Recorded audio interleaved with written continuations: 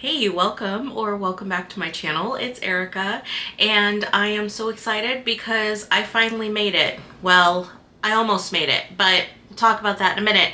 I am talking, of course, about my final Reddit fantasy bingo reading update. That is a mouthful every time I say it. So we're almost at the end. When this video is going to go up, I think there's maybe 2 or 3 days left before the end of fantasy bingo. So this is for 2024. If you're unfamiliar with how it works on the fantasy sub on Reddit, every year they do a reading bingo challenge, and it starts on April 1st and then goes through March 31st of the following year.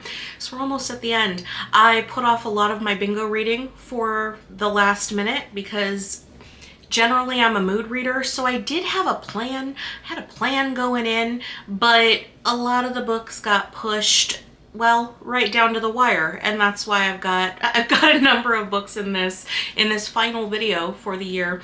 And I read all of these books within the last 2 months. So today I'm gonna have a video talking about filling my final bingo squares.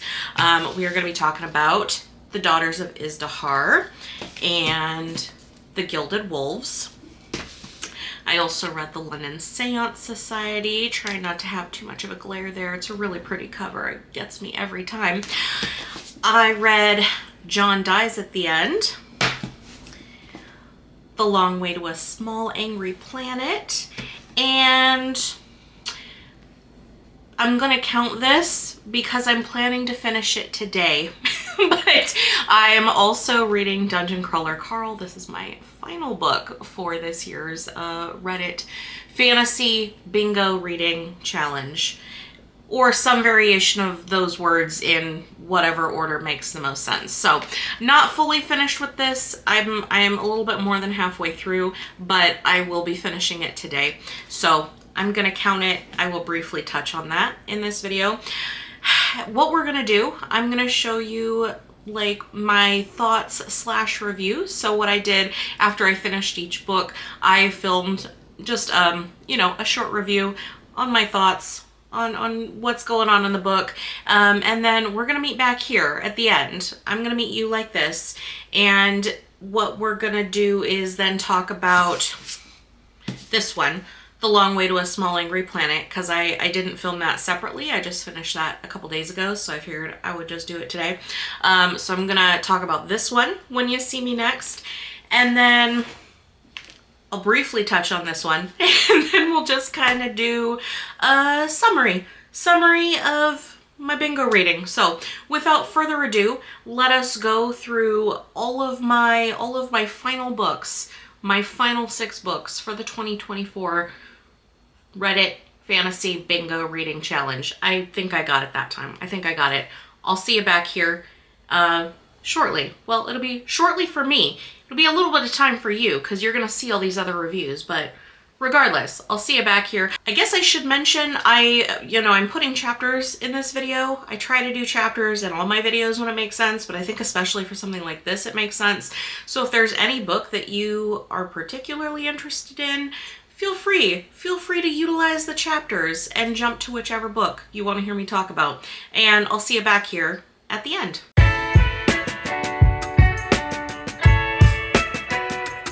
I just finished Daughters of IZDIHAR by Hadir Elsbai, and I'm gonna set this down because honestly it's kind of annoying to hold it up like this, and I'm just gonna put up like a picture of the cover here so you can see. How do I feel about this? I have mixed feelings. I'm kind of frustrated that I keep having mixed feelings about some of the bingo books that I've read this year. It's a mixed bag, no pun intended, because with how I've been approaching it the last couple of years for my Reddit bingo card, I'm trying to choose books that fit the prompts, that are books that I already have. So that means that I'm working my way through my backlist reading or with books that I have, and I want to read them at some point, right? And this gives me a good excuse to do that. But I'm kind of frustrated that there's been a number of the books that I've read this year for Fantasy Bingo, and I haven't really cared for them, and it's mostly been frustrating because I'm like, I own them, and thankfully, you know what, I am gonna hold this up here real quick. I got this at I think I got this at like 50% off when it was at when Barnes and Noble had one of their sales like last year. I'm pretty sure that's when I picked this up, so like at least I didn't pay full price for it. But what is this book about? This book overall, the theme is like the struggle for women's rights, and that I can fully get behind, right? Like they focus in this book on like not just women's suffrage, but like women's civil rights in general. 100% I am down with that, and I don't want to discourage like authors from writing books about that, especially in a fantasy setting. I feel like we don't get that very often. So, you know, focus on women in a fantasy setting. I am down for that. For me, this truly was just an execution issue rather than anything else. So this story we follow, like the backdrop is the fight for women's rights in this society, which I believe is supposed to be like a fantasy version of Egypt.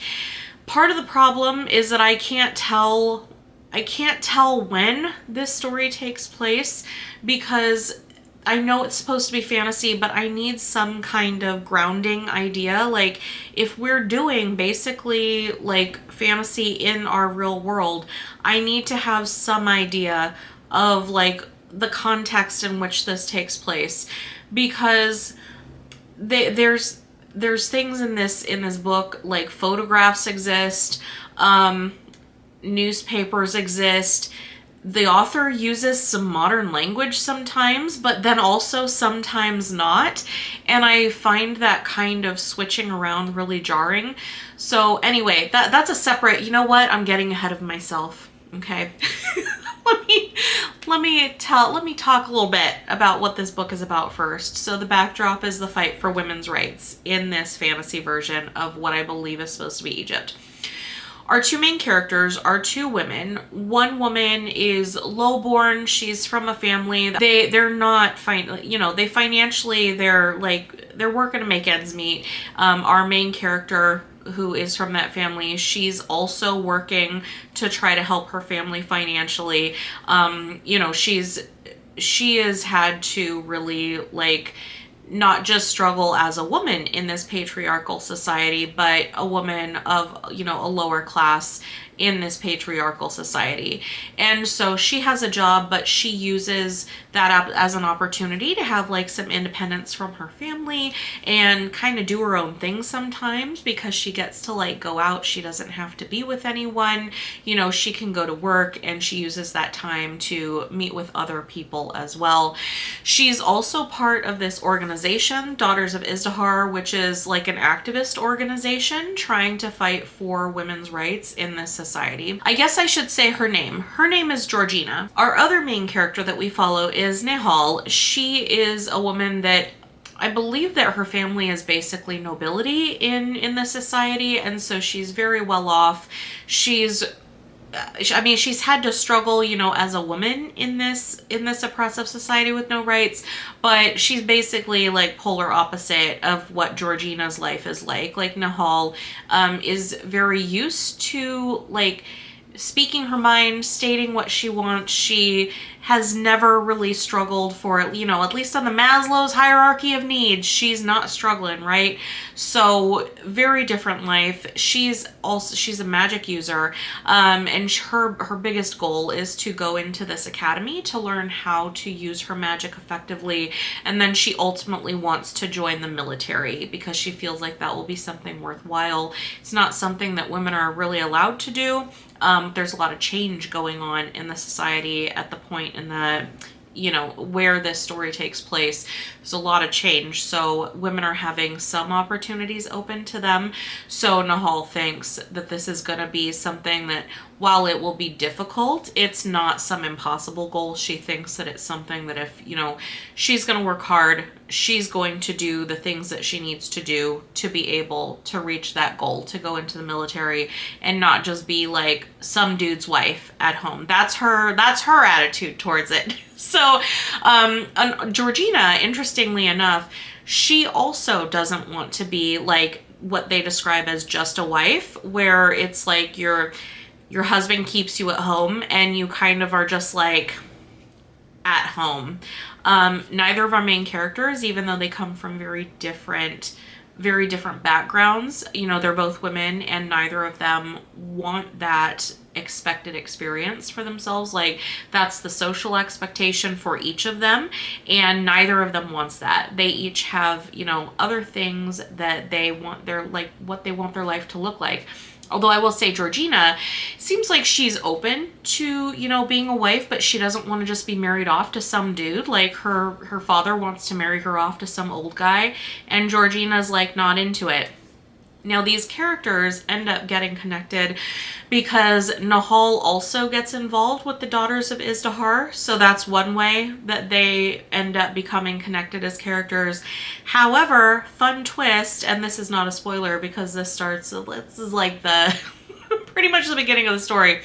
Georgina is romantically involved with this man who is he's a higher class than her, but they're in love and they want to be together and they've got a plan to be together.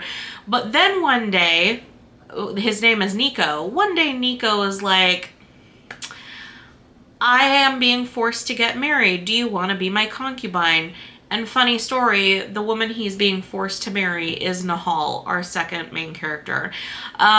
So they all kind of they become connected in that second way as well. And so we watch them both through the story, you know, the perspectives switch between the two of them. So we see events with the Daughters of IZDIHAR unfolding through each of their eyes, and of course each of their separate experiences of why this struggle for women's rights is important to each of them. Overall, this story was a good idea that appeals to me, but the execution for me just didn't really work. I really liked Georgina. I liked her as a character. I found her really relatable, and just overall someone I could root for. She was a decent person, you know? She's like doing her best in this really difficult position that she's in socially and romantically and familiarly in her family. Her family has put her in a difficult position. She's out here doing her best. And you know what? I think most of us could probably relate to that. Nahal was just kind of an asshole, and I really didn't like her. She comes across like, not just like, it goes beyond being naive. Nahal comes across as someone that's like dumb, but she thinks she's super smart. And I find that very annoying. That's like very annoying to me in a character.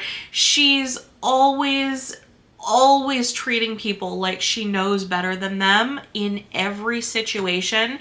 But there's one point her husband Nico has to explain to her what a criminal trial is, because apparently she's so fucking dumb that she doesn't know what it is, has never heard of such a thing. I don't know, man. I don't know. But I'm like, ma'am, you are not, come on. This is beyond being naive. This is like, you're dumb. And she's willfully dumb. She refuses to like read anything, to learn anything. Like, she wants to learn how to control her magic, which is awesome, but she's not really, it's not even that she's not interested in like being an educated person. She actively thinks that being educated is a stupid waste of time for nerds. Okay, which is fine to feel that way. We all feel different ways, but like, then don't act like you know better than everyone else. Like, the audacity, ma'am, in which you are behaving. In every situation in this book, I found her to come across really entitled, like she wants things her way all the time, doesn't seem to be able to understand the context of where everything is at socially. And that, like, you might have the right principles, but you have to look at what is happening around. You got to read the room. You got to read the room of the situation that you're in to be able to be like, look, is this the appropriate time to die on this hill? And I don't think she's able to exercise any discernment. Oh, this turned into somewhat of a rant about Nahal. I really didn't like her, though. I didn't like her as a character. It got to the point by the end of the book where I was just like, I would see her name pop up as like, we're going to get one of her chapters now, and I'd be like, ugh, all right.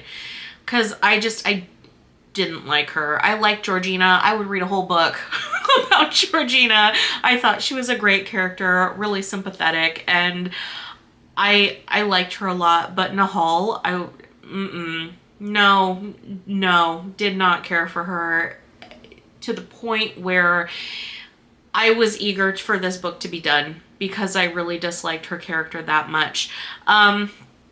What also didn't work, so I guess that in that way, that was part of the execution, is just like presenting me with, you know, we've only got really two main characters and we're switching perspectives. So it's like half from Georgina, half from Nahal, which means that half of this book, I was actively irritated by what I was reading because I disliked Nahal so much. The other characters, I thought, you know, they were fine. I didn't really have strong feelings about any of the other characters in this book. They were just kind of there. So it was fine. The rest of them were fine, let's say. It didn't take away from the story. But also the interjection, is that the right word? Is that even a real word? I feel like I meant injection. I don't know. You know what? Let me choose a different word altogether. As I just went on a rant about this character being stupid. And here I'm like, is that a word? I don't know. Anyway, the author had a tendency to like randomly insert modern language into this book, and I always find that really jarring in a fantasy. I know I don't really read urban fantasy. I'm not opposed to it, but I don't read a lot of it. I think it's probably more prevalent there. But I don't know, when I'm reading a fantasy and it's not all modern language, but sometimes we're just putting random modern shit in, I find like it takes me out of the immersion, because I'm like, ooh, was that like a mistake or was that intentional? Like, to have that in there, did maybe an editor not catch this, or so that style, I guess, I don't even know what you would call it. I presume it's intentional on the part of the author. It just didn't really work for me. It's not to say it's bad. That is purely personal preference. In fact, I would say like all of my negative feelings here are just personal preference. I don't think this author did a bad job with this book. You know, the writing was fine. The plot was well thought out. You know, there's a lot of potential here. I could see where she's going in the, you know, part 2 of this duology. It's not a bad book. This is all of my complaints on this one, I can say they're subjective. Like, it didn't work for me, but I can see why other people like this book. So having said that, I mean, it wasn't a hate read, but like half of this book was kind of a hate read because I really didn't like that main character, Nahal. I'm probably not going to read the second book in this series, because when I have a main character I'm spending a lot of time with and they're actively irritating me, I don't care how good the plot is. Like, that's something that I can't really get over personally for me. So I'm probably going to read like a summary of what happens, because I want to see how things turn out. But I don't want to read another like 300 pages with a character that's making me really irritated. So unfortunately, I don't know, for my pure enjoyment on this, I'm gonna rate this probably a 3 out of 5, because I liked a lot in here, except those were my two main complaints. But those complaints, man, I feel like each one took off a star. It wasn't for me. I guess that's what it comes down to, right? It wasn't for me. Not every book is for everybody, and this one just wasn't for me, unfortunately. I don't know what my next bingo read is going to be. I haven't decided yet. I've got 4 to choose from. I say 4 because I know I need to read Dungeon Crawler Carl, but I don't think it's going to be part of this video. I think I'm going to give that book like its own. I've got like, presuming I like it. You know what? If I don't like Dungeon Crawler Carl, then it is going to be in this video at some point. Or maybe I'll do a rant review about it separately. I don't know. As of right now, though, my plan is to like give Dungeon Crawler Carl its own video. So I've got 4 other books to choose from for Reddit Fantasy Bingo that I need to get through. I'm not sure which one I'm going to read next. For me, it's going to be a surprise because I don't know what I'm picking up next. But for you, in mere seconds, you're going to find out the next book that I read for Fantasy Bingo. So I'll be back with an update.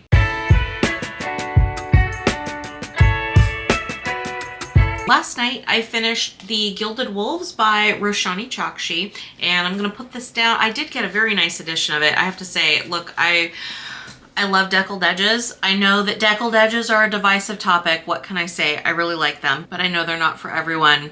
But I have to say, I do. I really like it. And this cover is beautiful. I did not love this book. I didn't hate it, but I didn't love it. I just ended up feeling kind of like, it was all right. I'm going to put this down, and instead I'm going to put up like just a little picture of the book cover right here so you can see it while I talk about it. So this meets the Criminal Square for Bingo, and it's a YA fantasy. It takes place in Paris in 1889, so like in our world, but an alternate history version of our world. And so we follow like this group of characters. It's kind of like a found family situation. I would say they end up having to pull off a heist, but it's more like a series of heists. They kind of like build on each other for this ultimate goal that they need to reach. They need to do like a series of heisty type things in order to get there, and so that's what we follow through this story. Our I guess I would call him a main character, but we've got a group of main characters. But Severin, he's the dude that's kind of like running this group, deciding what their next steps are going to be in order to achieve their ultimate goal. Their ultimate goal is I can't really say too much without giving a lot away, but they're trying to recover this artifact that's going to lead them to each individually getting the things they want to satisfy their personal motivations. Okay, so he's like orchestrating this, and it was fine. It's like I said, it's a YA fantasy. I think for what it was doing, if you're into YA fantasy, I think this is probably one of the better ones that I've read, at least in the last few years.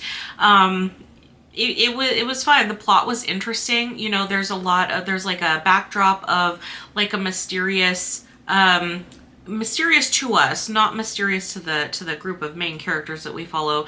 There's like a mysterious order that oversees the magical society in this world, and they're kind of in charge of everything. They're kind of like pulling the strings, and it seems they're the ones who are like keeping all of the magic part of the community in line. What I thought, what the impression that I got through this whole book, it was kind of hard to tell because some of it didn't match up, but it appears that in this society, like the magic users are completely separate from non-magic users. Like, and the people who have no magic or like don't know it exists. So kind of like, a muggle situation, right? That was the impression that I got throughout this book, but there were some of the events that were happening where I was like, But how could like normal non-magic people not know? Not know. But whatever. It just didn't feel, the distinction wasn't there, I guess I should say, in there being like a whole separate non-magical world outside of like this magic part of society. I didn't really feel that separateness, but maybe it was. I guess it didn't really matter. It just goes into like the world building. And if you're going to create like your world based on our real world and like have it be, you know, historical fantasy kind of a thing, I feel like there's some things that you really need to pay attention to. And ultimately, I think that was why I ended up just feeling kind of mid about this book. What did it do well? The plot, like I said, the plot was interesting. There was a lot of like fantastical mystery that was going on, which I liked. There was use of like historical artifacts in throughout the plot in a mysterious and magical and fantastical way, which I thought was fun. So that part I was into. The characters themselves, like our main group of characters, I didn't really care about any of them. There was a lot of the chapters, in fact, in general, I guess I should say, maybe aside from like two of the character, well, okay, maybe like half half of the main characters I just felt were kind of generic. The other half were distinct in ways that like I didn't particularly like. Like our main character, like the dude who's running this group, Severin, I don't know, I just didn't really like him. He's kind of a jerk, and like I get his motivations, traumatic upbringing, all of that. Look, totally understand, but I just didn't care. So I wasn't rooting against him, but I was just kind of indifferent to him. And then we had like two characters that I kept getting confused. Tristan, and I think the other one, his name was Enrique. That's how forgettable they were, that I'm like, what even was their names? Even though I read the whole book and some of the chapters were supposed to be from their perspective, I just basically combined, like mashed the two of those characters together. There was really, I didn't find anything distinct about either of them. It's really unfortunate that I found like the two female main characters in this book annoying, for different reasons. One of them is just like she's logical to the point of it being like it took away from the story for me. I just didn't care for her. I understand why, like why she was the way that she is, but it just didn't work for me. And the other female main character was written in a way where it's like, she's perfect at everything, and she's so beautiful, and not only is she like this incredible baker who only bakes and works when she wants to because apparently she's so amazing, no bakery is going to require her to show up every day or stick to any kind of schedule, but she also has this secret identity where she's like a stage performer and known throughout the land, and everyone is so amazed by how beautiful and talented and incredible she is. Okay, fine, I guess. Like, it was just, it reminded me, there's a book that I read recently where there was a main character, like, well, okay, there was a character, it played a pretty significant role in that book.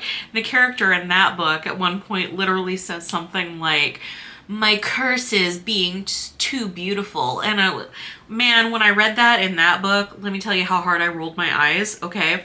Reading this character in this book was just a big long roll of my eyes throughout the entire book. Like, okay, yeah, of course everyone's obsessed with you. I get it. I get it. I always end up ranting about why do you know what? I really didn't feel that negatively about this book, but I guess some of the things in this book I really didn't care for. And the characters, I don't know. Again, I didn't hate them. I was just kind of indifferent. I was like, I don't really care what's going on with these people. But you know what? This was the first book in, I believe it's a trilogy. So like, I get it, you know, and it's a YA, so like there's going to be a focus on different things, and I understand that. The characterization, it just didn't really work for me in this one, but this is, I recognize, purely personal. In fact, all of my criticism about this book is purely subjective, like just my personal preference. It didn't work for me. I don't think that this was a bad book by any means. Like I said, I thought the story was compelling. And she clearly, the author, put a lot of work into thinking about like the world and the role and what the characters were doing and like some of their backgrounds and things. But a lot of the character stuff just didn't work for me. The other thing that didn't work for me was the writing itself, and not that it was bad writing. It was written in a way, because it's supposed to take place in historical Paris, right? Like Paris in 1889. But so much of the language in this was modern, and so it was super jarring for me. And it, again, that is a personal preference. Like if you're gonna choose an actual real life historical setting to base your story, even if it's a fantasy, if you're gonna then just be like switching in and out of modern language, to me that takes me out of the story. When I see that, it kind of breaks my immersion when that happens. I feel like you either you need to stick to one, right? Like you either need to do more fantasy type writing, or you need to do like modern writing, but I need you to pick one, because when I see an author kind of like switching in and out of that, I just find it distracting and it takes me out of the story. And that's what happened throughout like the entirety of this book. It felt like we were switching in and out of modern language use, and so I had a really hard time buying in for that reason. But like, again, that is a personal preference. None of my criticism for this book is would I be like, this book is so bad. No, I think she did a perfectly good job. You know, I think she successfully delivered a compelling YA fantasy. And if you're looking for a YA fantasy, I think this would be a good choice. You know, especially if you don't really care if an author uses modern language in, you know, a historical fantasy, then I think you'd probably really like this one, because she did a good job with, there was enough going on along the way. Like the plot kept moving forward.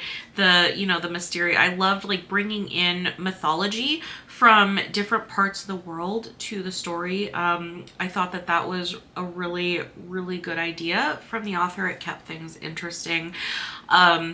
It just unfortunately didn't work for me, and it really sucks because I've had a string of like kind of letdowns in my bingo reading, and I've really been looking forward to this one because I've seen like, this is one where I really thought that, especially being heisty, I thought it was going to be like right up my alley. I like a heist. I did like the heist portions of this, to be fair. It was, like I said, it was purely like, I didn't really care about the characters, and I didn't like the switching in and out of modern language. Those are my only two critiques. For me, they're a big deal. For other people, I could see why, you know, they didn't feel that way about it. The characters worked for them, or, you know, a lot of readers don't really care if someone's, you know, putting modern language into a historical fantasy. A lot of readers are just like, whatever, why would I care about that? Man, I wish I could not focus on some of the things that my brain chooses to focus on when I'm reading. But you know what, here we are, and I just have to accept that that unfortunately, in some ways, I'm gonna end up being pretty picky. But you know what? There's millions and millions of books in the world, so I have no shortage of books to read. It just really sucks that I didn't like this one, because it definitely seemed, I thought that it was gonna be one that I would be like really into, and it just didn't really work for me. However, I did start reading this morning, Jason Dies at the End, and I'm maybe like 50 pages into that. I am loving it so far, so I'm anticipating that that's probably going to be the next book that you see me talk about here in this video. And call me cautiously optimistic, but I might be breaking that streak of not being into the bingo books that I'm reading, because so far I'm super into this. I'm laughing out loud. Like the first page, I was laughing out loud. This book seems like it's going to be exactly what I'm looking for, and so I'm cautiously optimistic that the next time you see me, it's going to be so that I can provide a glowing review. I am going to go back. Actually, I'm hoping to get over page 100 today. It's kind of my reading goal. I'm trying to finish this within a week. And so if I get to page 100 today, like with my work schedule and stuff, I should be able to finish this one within 1 week. So I'll be back.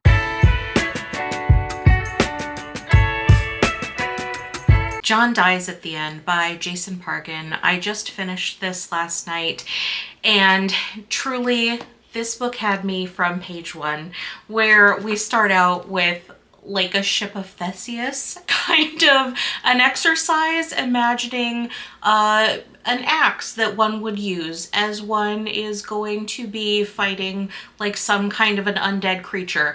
So that's how we started this book, and it just kept going from there. So I was all in. I was all in from page 1 on John Dies at the End. And this is one of the funniest books that I have read in a very long time. Like, laugh out loud throughout the entire thing. There were points I was laughing so hard I was crying. If you're looking for something that is very funny horror, this is absolutely, I don't know, maybe the best. If someone else has suggestions for horror that's hilarious at the same time, like, it was gross, a lot of this, but it was also very funny. I guess I should say what it was actually about, but I liked it so much that I had to start off with being like, I just liked this so much. So this is my Eldritch Horror. I'm having a really hard time actually saying that. Eldritch Horror book that I was reading. And this book is filled with Eldritch Horror, a bunch of different creatures where it is, in fact, kind of hard to imagine some of them. I have no idea how this author came up with some of the things, literal things that he has going on in this book. No clue. This dude has an incredible imagination for like weird creatures, real weird, creepy, gross stuff going on. But again, at the same time, hilarious. So that's the basis for this book. It's filled with tons and tons of Eldritch horror. Our main character is the narrator. It's David, and he tells the story to us throughout the entire course of the book.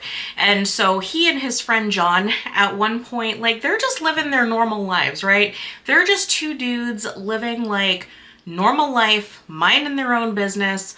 All of a sudden they get wrapped up in some otherworldly things. There's like what they kind of view as a drug, but there's something that allows them to see in like different things going on, like within our reality that other people can't see, and they can suddenly see it. And so it's like they sort of turn into they're a duo that sort of starts taking on the responsibility of fighting these seemingly evil creatures from possibly another dimension, presumably another dimension, because it certainly isn't, like, they're not like anything from our world, that's for sure. And so they get wrapped up in this, like, encountering these creatures, and it's a variety of different kind of creatures throughout the book. It's not just one that they come into contact with, it's quite a few different kinds, and they kind of become well, they get noticed, right, by whoever or whatever might be kind of like behind these creatures. They get noticed by it for like being able to see everything and interact with everything, and of course fighting these creatures. They're kind of getting some bad attention from like the force that's behind these things going on. And so we watch them throughout the book trying to battle the forces of evil from another dimension. And again, this was just so funny, and it's kind of hard to describe any more of the plot than that, because so much of this feels like jumping around, sort of. You're not quite sure as you read this what is real and what isn't, and not just because of how fantastical a lot of it is, but because the narration is purposefully, like, there's parts of it that are confusing and some of it makes sense later. Like, the author will circle back around, because there was a couple points where I was reading this and I was like, well, but wait, he said before that this thing was like this, but now he's saying this thing is like this. Was that some kind of an error, or was that not caught? But you realize, like, you learn as the story goes on that, like, these inconsistencies are intentional. And so there was a lot of, like, twisty, turny kind of reveals in this that was really fun, really engaging. This was such a fast read for me. How big is this book? Hold on. This book is over 400 pages, and I got through this thing fast, man. I got through this thing in just a few days, which for me, like, during a work week is incredibly fast to get through a book of this size. But it was incredibly easy to read, like, especially with the narrator is telling us, like, the story of what's happened to him and his friend John as they're going through, like, this series of events that happened in the past. Well, the majority of it through the narration of the story has happened in the past, and he's, like, recounting the events to us as the reader. And it was excellent. This is the first book, I think, in a 4-book series for John Dies at the End. 100% I'm gonna be reading the subsequent books. From what I understand, the next book, which I think is called This Book is Full of Spiders, from what I understand, the general consensus is that that one is actually, like, scary. Even though this is horror, I wouldn't say there was any part of this where I was actually, like, scared, but that's okay. You know, I don't really need to, like, feel scared when I'm reading horror. And this was the kind of horror where it was, like I said, mysterious, gross, and just very funny. This was everything that I didn't know that I needed in a horror story. I really like humor in books when it's done well, and Jason Pargin is absolutely able to write really, really good humor that comes across. Some of it's deadpan, which I thought was great. It worked really well with the story. Like it started out literally page 1, like we get this, like, mental exercise of talking about, like, this axe that has parts replaced as you're, you know, killing, like, this undead creature. And it was just very funny, and it was very fun. And I really now want more books like this. I don't know if there even is such a thing. Is there even, like, another book or series like John Dies at the End? I have no idea, but Jason Pargin has a handful of other books. He's got the rest of the books in this series. He's got another series that might be Zoe Ash or something like that, something to that effect, which is like a different series that he's written. So he's now on my list after just one book where I feel compelled to read everything that he has written, because it was just such an enjoyable book to read. I really also want to watch the movie. I know the movie, from what I saw, it's gotten, like, mixed reviews, but it apparently is, like, a cult classic. So I'm planning to watch the movie probably in the next couple of weeks, just to see, you know, I like to see in movies, like, what did they choose to change, and, you know, compare it to the original work. So I will 100% be watching that too, and finishing out the series. At the end of this, I mean, there's not really a resolution. I think it ends at a point that makes sense in the story, and I feel like it's fine for a self-contained story for what it is, but it leaves the door open to, like, more events to come. And it doesn't surprise me that he ended up writing, like, 4 books in this series, because there's a whole lot that he has to work with here that he's set up for us, for our main characters, for John and David. And I will be reading to see what they do next, and laughing along the way. It's really nice to read something that I was just so excited. Every time I went to pick this up, I was excited to go back to it. And can I tell you what a relief it was? Because I I don't know.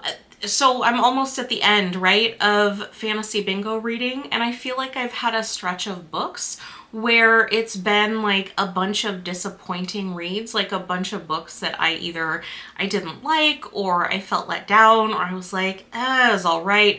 But man, this one really saved the end of my bingo reading. And I'm cautiously optimistic because I've got, what do I have now? I have 3 books left for my bingo reading for the year, and I'm cautiously optimistic that the rest of them I'm really gonna like too. They're ones that I've been really looking forward to, so I'm hopeful that this started off maybe a good string of books that I will really enjoy reading and be able to get through fast too. Not because I want to get it over with, but because I'm genuinely like really into this book. So that's kind of, I just finished reading this last night, and so my thoughts are kind of all over the place, but just really, it was just so good. It was so good. And so if you're looking for horror and you like humor, or you don't mind humor, if you just want a good horror story, this is excellent. But if you want something funny, this is excellent. If you want horror that's also funny, I don't know of any other suggestions. This one for many years has been like the recommendation that I've seen all over the place for like funny horror. If anyone else has recommendations for horror that's funny, please let me know, because now I'm gonna have to go onto the internet. I have to take to the internet and see if there are recommendations for anything even remotely similar to just how funny this was. And yeah, so that's all that I can say for now. I just really loved it, and I'm slightly incoherent because I just really loved this book. It was just so good. What am I going to read now? Later today, I am planning to start London SEANCE Society, and so that, I assume, is what I will be back with for an update next. I'm, again, cautiously optimistic about this one because I've been looking forward to it since it came out. Gosh, I think it came out maybe like 2023, a couple years ago now, and I've wanted to read it, you know, since it came out. I'm finally getting around to it. And so that, I believe, will be my next update that you see me back here with.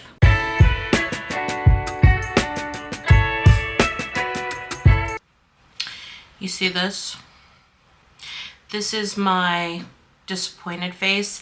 It looks a lot like my MySpace going out and taking pics face, but in the year of our Lord 2025, it's my disappointed face. Fortunately, I am very disappointed in this book. I finished it fairly fast, actually. I'm gonna put it down because my wrist is acting up today. I finished it pretty fast. Like, it was easy to read, but I can say, like, if I didn't have it to read for fantasy bingo and I wasn't so close to the deadline for when I have to have all the bingo books read, I would have DNF'd this probably, I don't know, less than 50 pages in. I was just like not into it pretty much right away. Again, huge disappointment because I was really looking forward to this one. But basically, it's a story where I believe it takes place in like the 1870s in London. Hold on, the date is listed throughout this book at like the beginning of every single chapter. The chapters are short. Yeah, 1873 in London is primarily where this takes place. And so essentially we're following the story of trying to solve two murders. I was gonna call them mysterious deaths, but like, nah, it's pretty clear they're both murders. So we're trying to solve 2 separate murders, right, that happened at about the same time. And so our main character is the sister of one of the victims, and so her sister was like big into occult stuff, you know, wanting to be like a medium, really into, you know, the other side. And the sister was always the skeptic, but now that her sister has been killed, our main character is diving into sort of training in the occult to try to do like channel the spirit of her sister to figure out more about what happened, like with her death. And so in doing this, she goes and sort of becomes like a fast track apprentice to the super world famous medium, who also coincidentally used to be the mentor for the sister who was killed. So our main character goes to the medium and is like, OMG, you know, my sister is dead, and like, I need to become a medium super fast to be able to do a seance and figure out what happened. And the medium is like, oh my god, let's totally do that, and I'll train you. And then you go and like channel your sister and get answers. As they're doing this fast track training, the medium gets a letter telling her that someone she is super close to has died also in London. So they determine that they've got to go back to London to do a seance for this other guy to try to channel him and figure out what the heck happened with his death. So most of this story takes place over just a very short period of time, just a few days, as we watch them, because they start out in Paris. That's where the medium is based. She'd been doing the training of, you know, our main character there. I guess I should say our main character's name, but frankly, she was so forgettable that I kind of don't even think about it. Her name was Lena. So our main character, Lena, is in Paris with the medium doing the training. They decide, okay, we've got to go to London. We've got to do this seance for this dude to figure out what happened to him, right? So that's what we watch. We watch them for their few days in London doing their investigation. Our main character, Lena, since they're back in London where she's from and where her sister was killed, she's also kind of trying to do like some investigation into that at the same time. And that's where we follow this. We get the reason that it's called the London Seance Society is because, so the dude that was killed like ran the London Seance Society. So a lot of what they're doing in London is kind of investigating like what his final steps were, like his final days before he was killed, to try to figure out what happened. And a lot of that involves diving into what is going on with the London Seance Society. Now, the London Seance Society is a group of men. It's men only, no ladies allowed, apparently.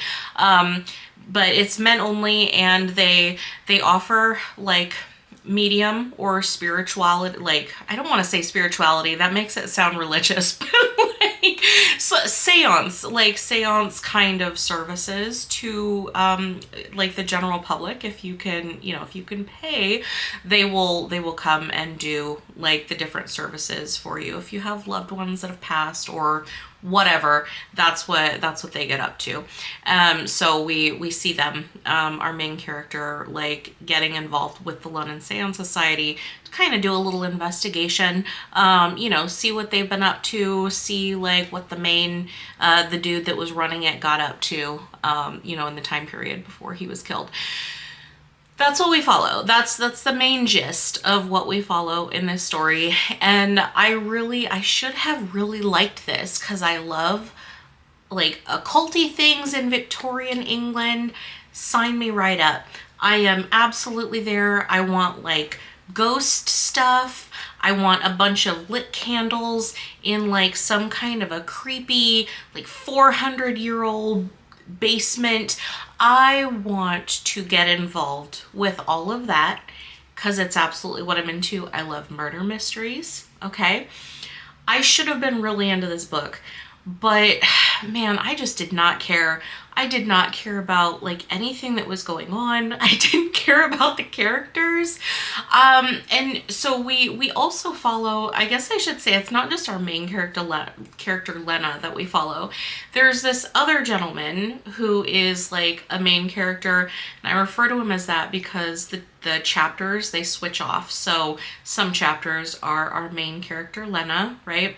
Some chapters are this Morley guy. God, that's his name, isn't it? It's gotta be Morley.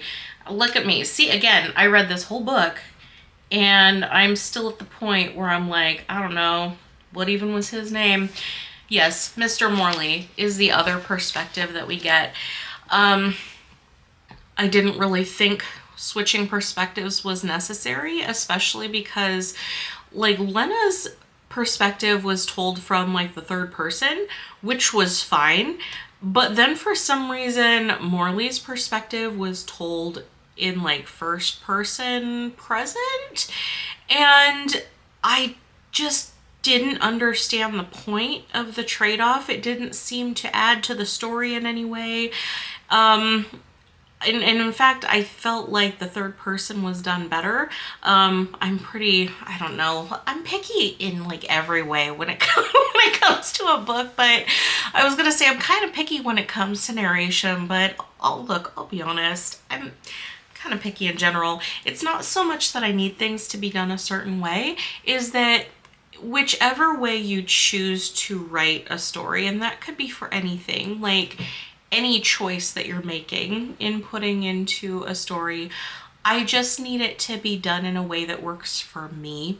And I did not feel like the first person was compelling. Like there was nothing interesting enough going on, or that character was thinking about, at least as far as I was concerned, that we needed to have a first person perspective. And I admit I'm biased. I don't really, unless it's done like super well, I'm not really into a first person, like especially a first person like present. I'm not into it.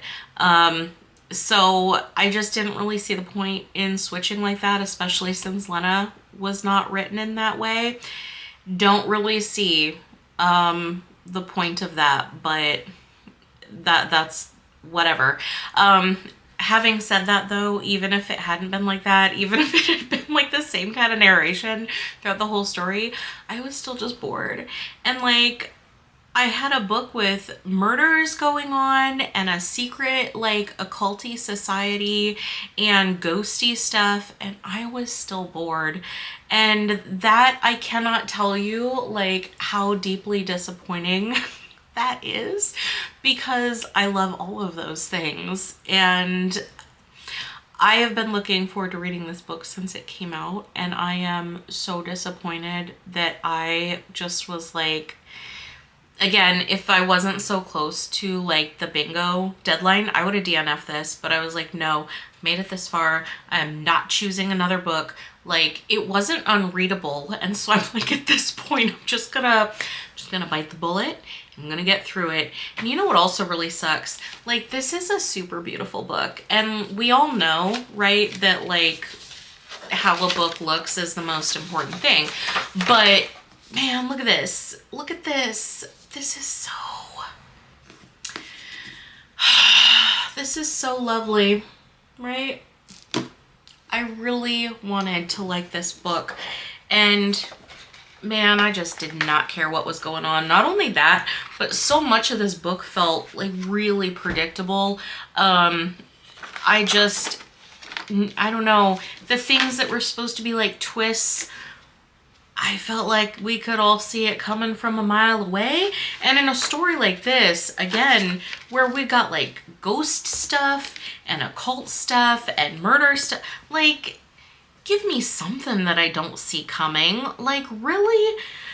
Oh God. So unfortunately, I did not like this book. I didn't hate it, but I wouldn't have finished it if I didn't want to just like fill my bingo square and mark that box off. So I'm done with that. I'm done with that book, and I don't think that there's a sequel, but if there is, I don't plan to read it. Good news though. Good news. I did start reading The Long Way to a Small Angry Planet. I have to think about it, but I'm 99% sure that's the name. It's by Becky Chambers. I am loving it so far. I think I'm maybe like 100 pages in at this point. Super into it. So easy to read. Really love all the characters. There's not even that much going on in the book at this point, I feel, but I'm still like so interested in what's going on.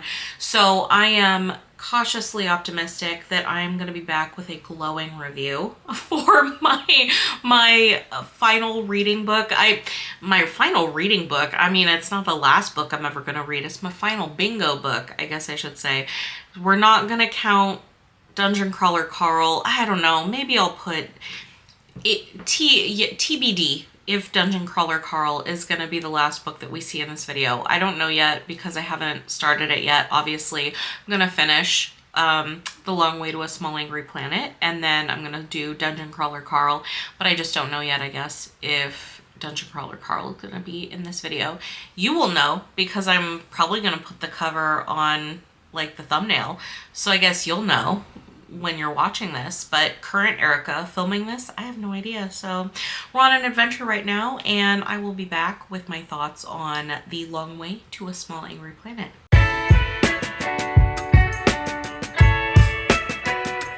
A few days ago, I finished The Long Way to a Small Angry Planet by Becky Chambers. This is the first book in, I think it's a 4-book series, Wayfarers. I'm pretty sure that's what it's called. And this one's been on my radar basically since it came out, but I finally got around to it. And this was, I didn't expect to like this as much as I did, and I was so excited as I was reading it. I can understand why people, when they recommend it, it's kind of a feel-good book. So this is a sci-fi, and it takes place on board a ship out in the depths of space. So this is taking place after humans kind of had to abandon Earth many years ago. And so they've gotten to know sort of like a giant federation within the universe. That's, a lot of different species, and they've integrated in sort of to this international, I almost said international, intergalactic community. And so what we join here, this ship, it's made up of, there's some humans, there's some other different species on board that make up the crew, and this is very much like a found family kind of a situation. And they go on missions. They do these tunneling missions where, look, I'm not a science person, so the best way I can describe it, and I'm sure I'm absolutely wrong because the physical sciences are not one of my strengths, but the way that I understand it is basically they go on these missions to create sort of like a wormhole, and so like it's kind of somewhat dangerous. I mean, they're not too concerned. It's not an unusual thing to do, but basically you have to be good at it or you're really going to have problems with like time and space and things of that nature. So you have to know what you're doing, right? As you're creating these like wormholes so that other ships can use them, to jump from various points around the galaxy to, you get it. And I'm sure my explanation is poor, but that's generally what they do. So the ship has a relatively small crew, and so they're very close. Most of them have been together for a really long time. Where we start in this story is when one of the crew members joins the ship. She's a new crew, and so she's coming on this ship. She's gonna be kind of like their admin who does a lot of paperwork they need to do. She acts as a liaison with the government or different authorities that they need to deal with, and that's gonna be her role on this ship.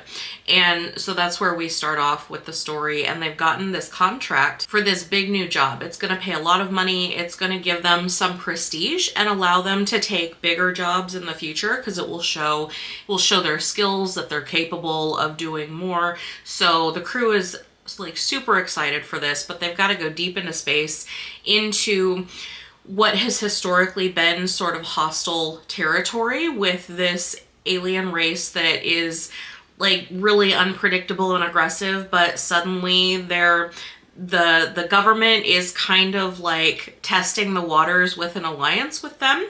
So our ship is gonna be one of the first, it sounds like, to go out there, because they have to go out there and they're gonna create one of these tunnels so that it's easier to make the space travel from, you know, where a lot of the activity goes on way out into this new part, you know, different race of like their territory.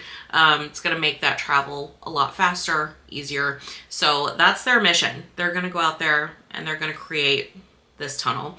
Along the way, they have some, there are some very serious things that happen, like things that happen along the way that are kind of dangerous, but it never really feels like, I don't know, as a reader, I didn't feel ever that there was like a super stressful, oh no, is everyone gonna survive this kind of a situation? So I don't know, I just reading it, it was so nice to see the relationships between the crew members. That was such a heavy focus in this book, was just their interpersonal relationships with each other. You can tell they really care about each other. I think the author did such an awesome job in creating like different alien cultures and races to describe that are, you know, they're so different from humans, but she gave them a lot of personality and character and enough background where it was like I could believe this. You know, she created such a believable kind of other world experience as you're I don't read a ton of sci-fi. In general, I like sci-fi, but I don't know, I don't really gravitate to it. I more prefer fantasy, but this I really, really liked. I thought that it was apparently the right kind of sci-fi for me, because while there was a lot of science fiction in here, you know, they're out in space, they're talking about ship stuff all the time, all this tech that they're talking about. So this was 100% sci-fi, but such a heavy focus in this book was on, you know, on the characters, the relationships of, you know, on the ship, and learning about the different cultures within this, you know, this intergalactic, this intergalactic society of just tons and tons of different alien races kind of trying to coexist together. And I just thought it was great. This made me feel so positive while I was reading it, because there was so much that was, oh God, I don't use this word very often, but it was like heartwarming. It was heartwarming to see how much they care about each other, and it just, I don't know, it made you feel good. It made me feel good to read it. And I understand why everybody, well, a lot of people, when they're talking about this book, they're like, you know, it's just like a feel good, comforting kind of a story, and I completely understand why. I will absolutely, I think, I say absolutely, and then I say I think. I feel like I want to read the next books in this series. I really want to take a look though, because nobody ever really talks about the rest of the books in this series. I have no idea if they're like as good as this. There's a quality drop off. I literally have no idea, because this could stand on its own. Like as a self-contained story, I think that it was perfectly like wrapped up in a way that would be satisfying to stand by itself. But it absolutely makes sense that there's more books in this series, because, you know, our main characters are all on a ship and they go and do stuff, right? Like missions and things, right? As their, like, that's their day to day. So I think it's easy to understand why this is a series and, you know, huge universe to explore of, you know, different like cultural, political conflict and things like that. But I don't want to read it just for the sake of reading it. So basically what I'm saying is I need to look further into it to see like what the subsequent books are about. You know, if it just follows the same path, if it's basically the same as this, I'm down to keep reading. If there's some kind of like, I don't know, going off in a completely different direction, like the series just takes a completely different tone or point or anything like that in the following books, I don't know that I would necessarily have a desire to read more. So basically I'm saying I need to look into it because I think I want to read more. but I literally never see anybody talking about the sequels, like the rest of the books in this series. So I need to look further and figure out if I'm actually going to continue on. Because if it's more of this, 100%, I will read more of this. I loved this so much. I would say, I don't know, probably like a 4.5-star read. Like, I just really enjoyed this, and I got through it so fast.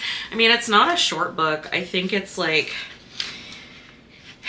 yeah, it's over 400 pages, so it's not like it's a short book, but it was just so easy to read, and I flew through this.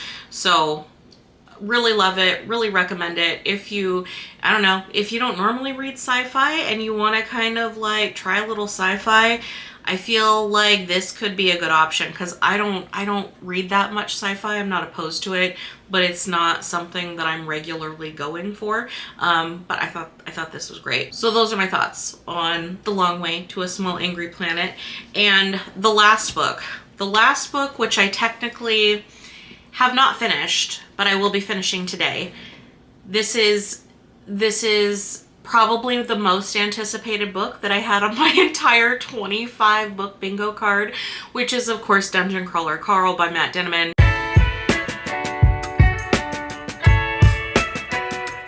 You can tell that I've had it for a long time because I have like the indie published paperback version. I've got these actually for most of the books in the series. I'm pretty disappointed because there's 2 in this series that I don't have in this format.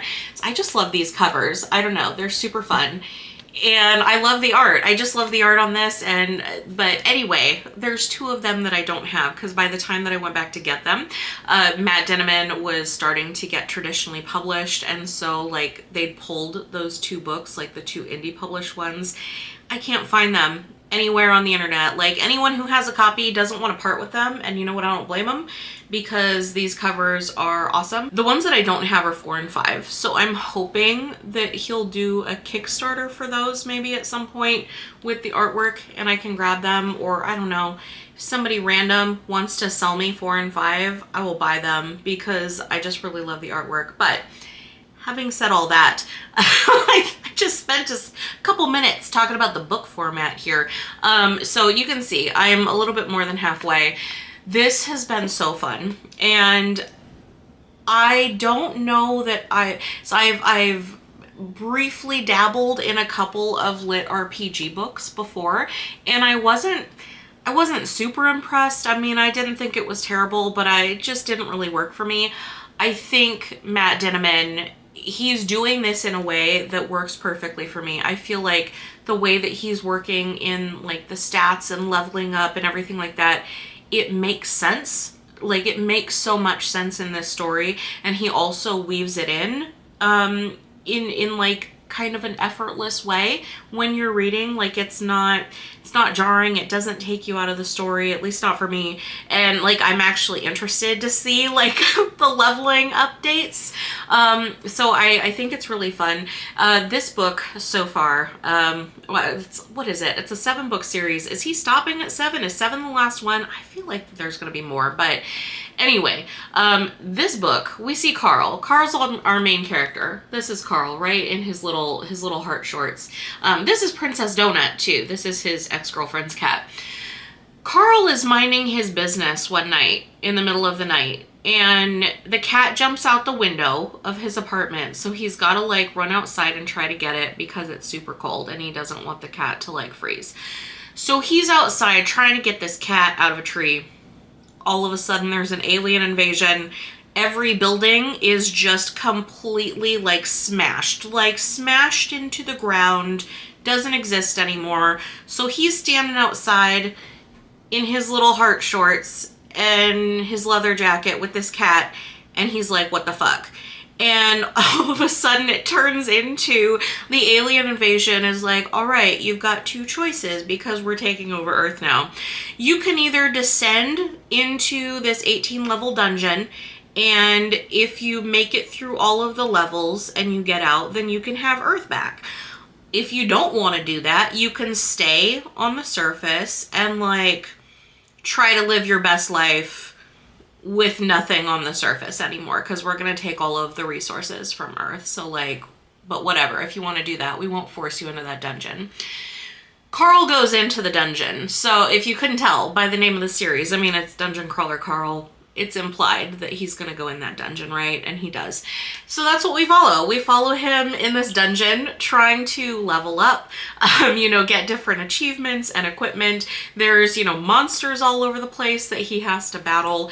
And it's just really fun. I understand completely why that is the general consensus of the people who read this book. It's just fun. This is, once again, I feel like this is like, what, a 400 something page book? It's like 430 pages or so. I am flying through this because, like, I started this during the week, which is rare that I will start a large book in the middle of a work week.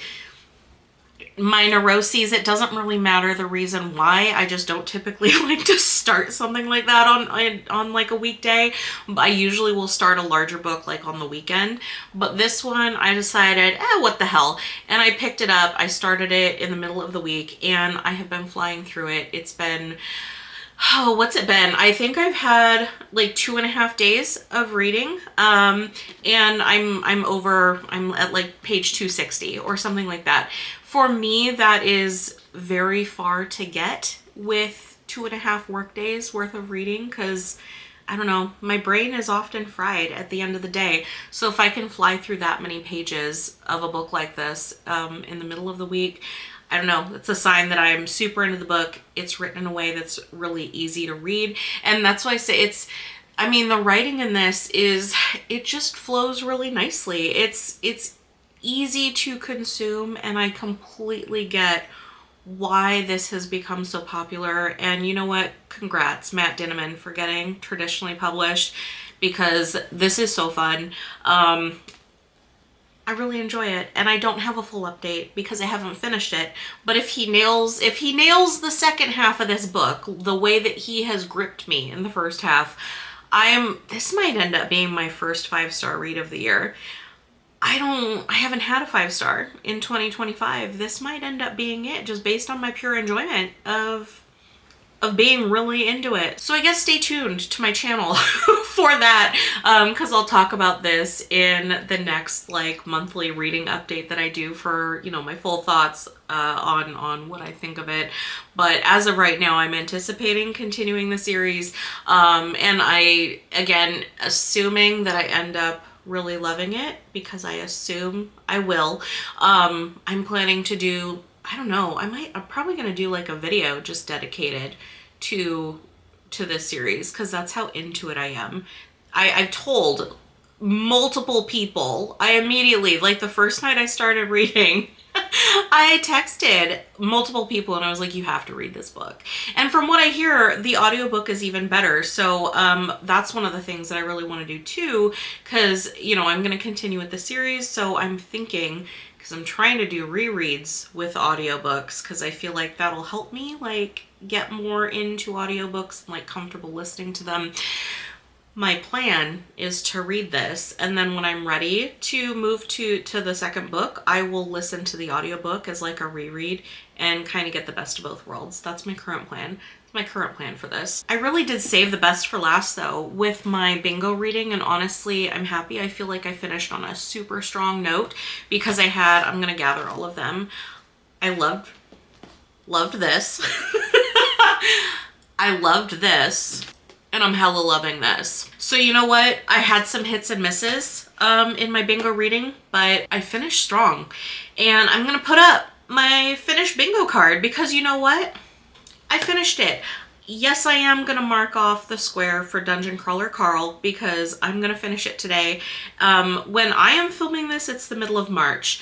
So I've still got like 2 weeks to finish Dungeon Crawler Carl, and I don't foresee a problem doing that. I'm gonna finish it later today, so I'm marking it off as counting. And I'm officially finished with my Reddit Fantasy Bingo Reading Challenge 2024. Now, so what I'm gonna do, because I believe the new card is gonna come out on April 1st. I think so. I think it comes out the first day that the new challenge starts. I do plan to participate next year. I'm not sure that I don't know that I'm gonna have the same goals for next year that I did for this year. Like this year, I went all in on doing hard mode for every single square. I don't know that I'm gonna do that next year, but I have to think about it. I want to see, you know, what the new bingo board is gonna look like, what kind of prompts are gonna be involved, and then I figure sometime in April, once I've had a little time to strategize some bingo reading and see like what it would look like to fill up a bingo board for 2025, I'll make another video and I will talk about it because I plan to participate. I just don't know how hard I'm gonna make the challenge for myself next year, because I mean, it's really not a hard challenge. It's 25 books in, you know, within a 12-month period. For me, that's probably about 40% of what I read in a year. And so like it does take a lot of planning for me to be able to fill a board. But man, there's people who read way more books than me. So for filling bingo boards, it's like no big deal to them. But unfortunately, I don't know, I tend to read, I don't know, maybe between 65 to 70 books per year. I might be able to exceed that this year because my work is a lot less stressful. So like I have more time and energy to actually do some reading, which is nice. And I've also been listening to some audiobooks, so that's helping too. But yeah, so I don't know. I'm gonna have to strategize and then I will be back. But I feel so accomplished. This is the first time that I have completely filled one of these bingo cards, and so I feel super accomplished, and I can't believe we're at an end. So yeah, that's it for my 2024 bingo reading challenge. Did you participate in the bingo reading challenge? Let me know. Were you successful? Do you still have books that you're trying to like get in under the wire before the deadline on the 31st? Feel your pain on that. But yeah, let me know what you thought, or, you know, are you interested in joining next year when I do my, you know, my plan for the 2025 board. I'll of course link the Reddit sub post. They've always got like a main post that they do that gives you tons of like links and resources and stuff to plan if you want to participate. So I'll link that when I do my next video, which will be for the 2025 bingo challenge. That's it though. That's all that I've got. Have you read any of these books, or are you planning to read any of these books? Let me know. Let me know what your thoughts are, and we'll chat about it. So as always, thank you so much for coming by. I always appreciate it. Please remember to like this video and subscribe to my channel, and I'll see you next time. Thanks.